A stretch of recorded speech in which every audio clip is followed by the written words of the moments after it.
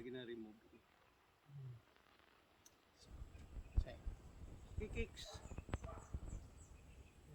Sabi ko na eh.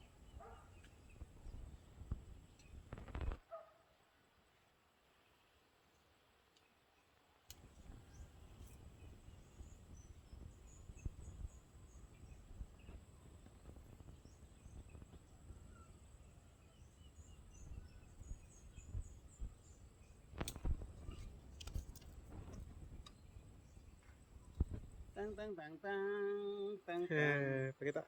So meaning sa during thinning i-remove din siya. Remove this, no? So anyway, for starting like me, it's already very good start. So dapat i-remove. Remove During ang thinning. do ano So, ng extra nga extra nga branch niya, bunch. Sub-bunch.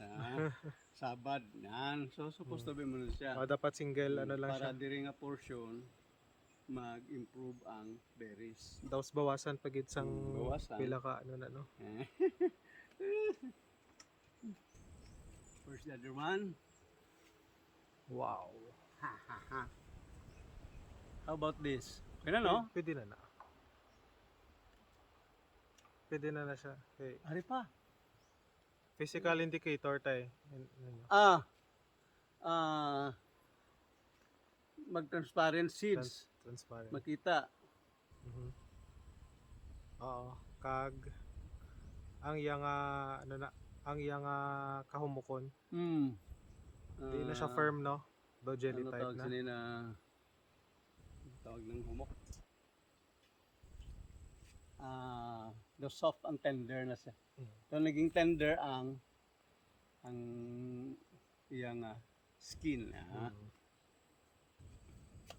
Translucent na. Translucent, oh.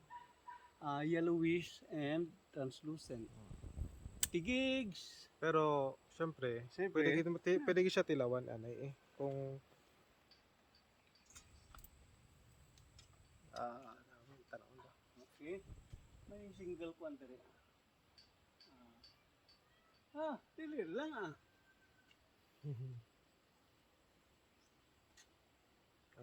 Oh. Let's try. Smaller bunch. So taken from tendril fruit. Tendril fruit. With or without seeds? So may seeds pero May seeds. tamis. Tamis. So that is Brazilian hybrid. It's really proven. It's very sweet variety. Hindi lang siya commonly ginabaligya. I mean, siya commonly available. Siya. Hindi siya very common, hindi siya very attractive sa tao kay hindi siya color. Hindi siya grapes nga color.